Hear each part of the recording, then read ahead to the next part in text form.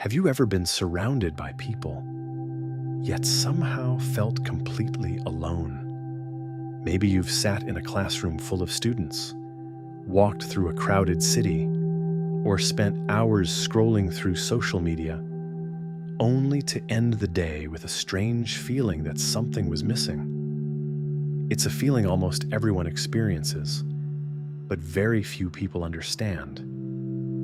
Loneliness isn't simply the absence of people. It's something much deeper. So why do humans feel lonely in the first place? Why would our brains create an emotion that can be so painful? And more importantly, what can we actually do about it? Let's talk about it. To understand loneliness, we have to go back thousands of years. Humans didn't evolve to survive alone. For most of our history, living without a group meant something dangerous. If you became separated from your tribe, your chances of finding food, staying warm, or protecting yourself dropped dramatically. Connection wasn't just comforting, it was survival. Over time, our brains developed a warning system.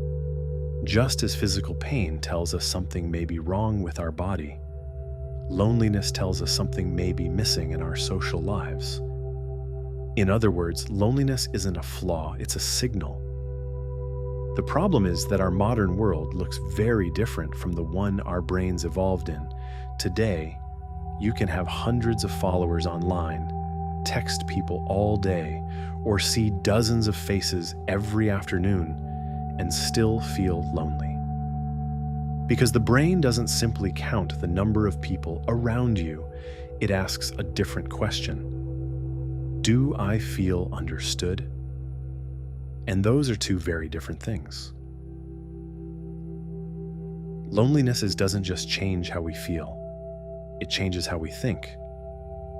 When someone feels lonely for a long time, the brain becomes more alert to possible rejection.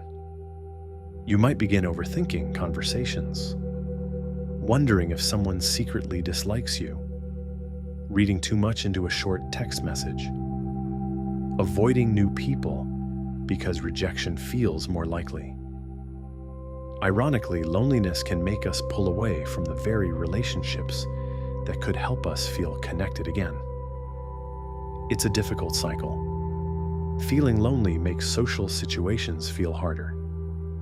Those harder social situations can lead to even more loneliness. Researchers have also found that long-term loneliness is associated with higher stress levels, poorer sleep, and lower overall well-being. That doesn't mean everyone who feels lonely will experience these things. But it does remind us that loneliness isn't just in your head.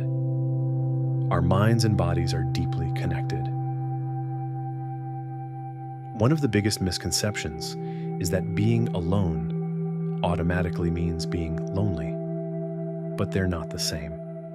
Some people genuinely enjoy spending time by themselves, reading, hiking, building something, playing music, thinking. Being alone can actually be peaceful. Loneliness begins when the relationships we have don't match the relationships we need. That's why someone can live by themselves and feel fulfilled, while someone else can be surrounded by friends and still feel isolated. Connection isn't measured by quantity, it's measured by quality. Sometimes, one meaningful conversation is worth more than 100 small interactions. So, what can we do? The first step is understanding that loneliness is not an identity. It's an emotion. Emotions change. Just because you feel lonely today doesn't mean you'll feel lonely forever. The second step is recognizing that meaningful connection usually grows slowly. We often expect friendships to happen instantly, but most strong relationships are built through small, repeated moments. A conversation after class, seeing the same person at the gym, joining a club, calling someone you've been meaning to check in on. None of those moments feel life changing on their own, but over time, they add up. Another thing that helps is investing time in yourself, not because becoming perfect earns you friends, but because having interests gives you confidence and naturally creates opportunities to meet people with similar passions. Whether that's photography, running, drawing, gaming, volunteering, or learning a new skill, shared experiences often become shared friendships. And finally, sometimes the bravest thing we can do is simply tell someone how we're feeling. You might be surprised how many people quietly understand exactly what you're going through. Maybe loneliness isn't our brain trying to punish us. Maybe it's our brain reminding us of something we've always needed: connection, not perfect relationships, not constant attention, just the feeling that somewhere, someone understands us. If you've been feeling lonely lately, I hope you remember this.